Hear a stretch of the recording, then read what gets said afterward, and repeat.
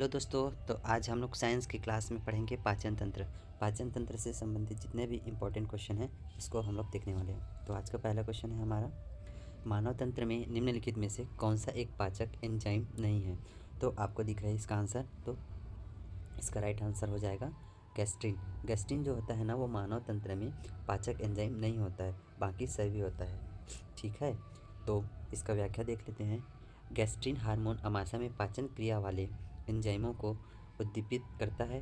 Trypsin, pepsin और ptyalin सभी पाचक एंजाइम हैं, और पाचक एंजाइम इनमें से कौन सा नहीं है, तो गैस्ट्रिन नहीं है। तो नेक्स्ट क्वेश्चन देखते हैं फ्रेंड्स। नेक्स्ट क्वेश्चन है हमारा, निम्नलिखित में से किस खाद्य पदार्थ में एक ही मात्रा में अधिकतम कैलोरी मान विद्यमान है। तो किसमें खाद्य पदार्थ में एक ही मात्रा में अधिकतम कैलोरी मान विद्यमान है, तो मक्खन में है। ठीक है, इसका व्याख्या देखते हैं। सेब, पनीर तथा चीनी की तुलना में मक्खन की कैलोरी क्षमता अधिक होता है। इसमें वसा की मात्रा अधिक होती है। मक्खन में वसा की मात्रा अधिक होती है और मक्खन से घी निकलता है, और घी मतलब ऑयली है ना, तो वसा ज़्यादा होगा। ओके, अगला क्वेश्चन है हमारा, कार्बोहाइड्रेट शरीर में किस रूप में संचित रहते हैं। तो इसका आंसर आप लोग बताओ, कार्बोहाइड्रेट शरीर में किस रूप में संचित रहते हैं। ठीक है, इसका आंसर आप कमेंट करके बताओ। ओके, तो इसका राइट आंसर हो जाएगा ग्लाइकोजन। क्या हो जाएगा, ग्लाइकोजन। कार्बोहाइड्रेट जो होता है ना, शरीर में यकृत द्वारा संचित किया जाता है और ग्लाइकोजन के रूप में रहता है। जब मनुष्य उपवास स्थिति में रहता है, यह संचित कार्बोहाइड्रेट शरीर को आवश्यक ऊर्जा प्रदान करता है। क्या करता है, ऊर्जा प्रदान करता है कार्बोहाइड्रेट। ठीक है, तो कार्बोहाइड्रेट शरीर में किस रूप में संचित रहता है, तो ग्लाइकोजन के रूप में संचित रहता है। ओके, नेक्स्ट क्वेश्चन है हमारा, प्रोटीन किससे पचते हैं। तो प्रोटीन पचते हैं प्रोटीएज से। ठीक है, प्रोटीन प्रोटीएज पेप्सिन एवं ट्रिप्सिन इंजाइमों की क्रिया से तथा वसा का पाचन लाइपेज द्वारा होता है। ठीक है, प्रोटीन किससे पचते हैं, प्रोटीएज से। नेक्स्ट क्वेश्चन है जो एसएससी सीआईएसएफ 2013 में पूछा गया है। ठीक है, पीलिया रोग किसे प्रभावित करता है। ठीक है, इसका आंसर बताइए, पीलिया रोग किससे प्रभावित होता है, यकृत से। यकृत को करता है ना पीलिया, तो पीलिया रोग के कारण यकृत की कार्य विधि सुचारू रूप से संचालित नहीं हो पाती।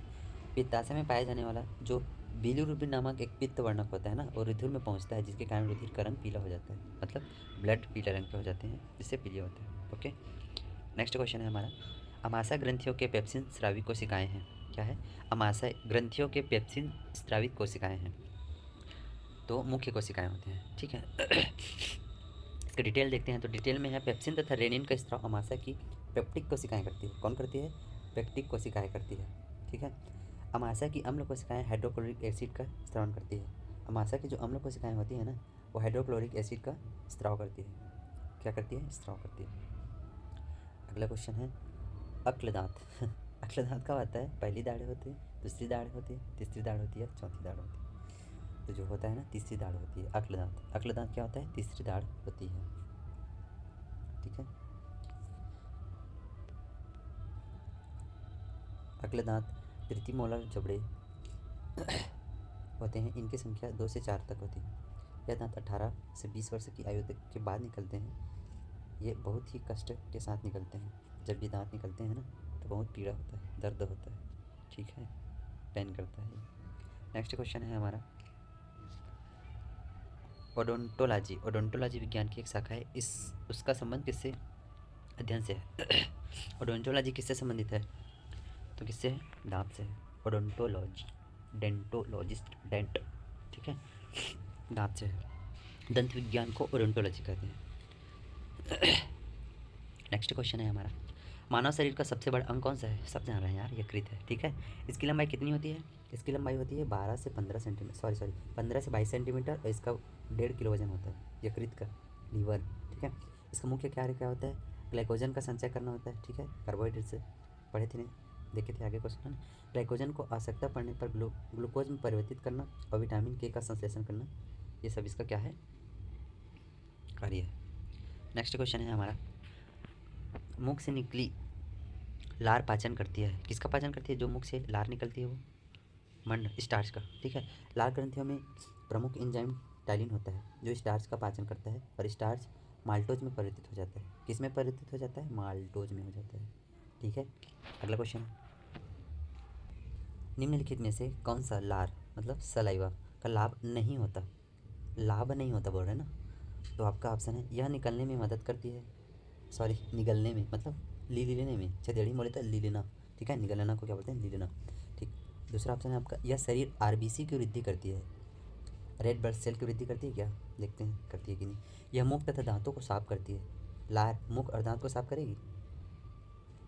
कर सकती है, क्यों नहीं कर सकती। यह होठों तथा जीवा की गति को अनुकूल बनाकर बोलने में मदद करती है। इसका आंसर आप कमेंट बॉक्स में दे सकते हैं, ठीक है। ठीक है, मैं इसका आंसर बताता हूँ। इसका राइट आंसर हो जाएगा आरबीसी की वृद्धि करती है बोल रहे हैं। किसका करती है? आरबीसी की वृद्धि।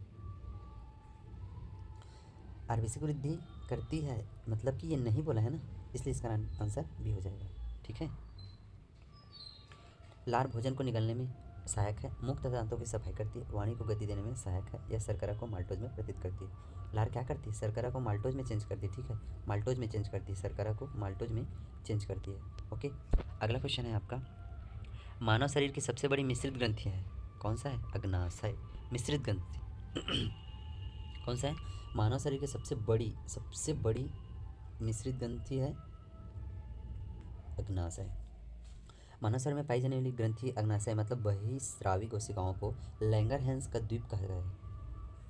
लैंगरहैंस का द्वीप कहा जाता है किसको? अग्नाशय बहिस्रावी कोशिकाओं। नेक्स्ट क्वेश्चन है, हमारे शरीर में ऊर्जा निम्न में से कौन देता है? हमारे शरीर में ऊर्जा कार्बोहाइड्रेट देता है यार। जैसे ही खाना खाए कार्बोहाइड्रेट मिला तुरंत एनर्जेटिक हो जाते हैं, तो क्या हो जाएगा? इसका आंसर कार्बोहाइड्रेट हो जाएगा, ठीक है। नेक्स्ट क्वेश्चन है, एंजाइम होते हैं, एंजाइम क्या होते हैं? प्रोटीन होते हैं। एंजाइम होते हैं प्रोटीन। एंजाइम मूलतः प्रोटीन के बने होते हैं। इनका मुख्य कार्य जैविक तथा रासायनिक अभिक्रिया को तीव्रता प्रदान करना है। वैज्ञानिक क्विने ने 1678 में एंजाइम नाम दिया था। जो शब्द है ना एंजाइम, उसको किसने दिया था? क्विने ने दिया था। कौन ने दिया था? क्विने ने दिया था 1678 में। कब दिया था? 1678 में, ठीक है। नेक्स्ट क्वेश्चन है आपका, दूध को दही में स्कंदित करने वाला एंजाइम है, कौन है? रेनिन है। कौन है? रेनिन है ना। अमाशय में स्रावित रेनिन नामक एंजाइम दूध के पाचन में सहायक करता है। क्या करता है? सहायता करता है। इसके प्रभाव से दूध दही में स्कंदित हो जाता है, दूध को दही में चेंज कर देता है। कौन? रेनिन नामक एंजाइम। नेक्स्ट क्वेश्चन है आपका, निम्न में से कौन सा लार की सहायता से पच जाता है? क्या पचता है यार? स्टार्च से पचता है।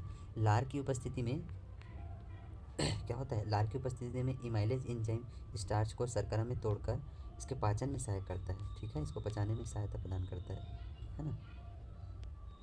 नेक्स्ट क्वेश्चन है आपका, शरीर में अतिरिक्त ग्लूकोज ग्लाइकोजन में परिवर्तित होकर भंडारित रहता है, यकृत में रहता है ना।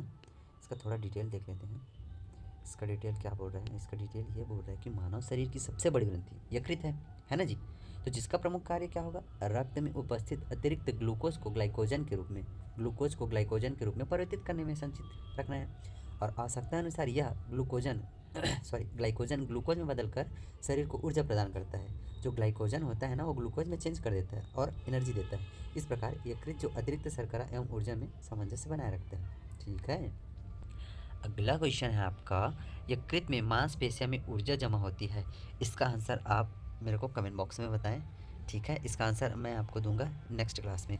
सो thank you so much, bye bye.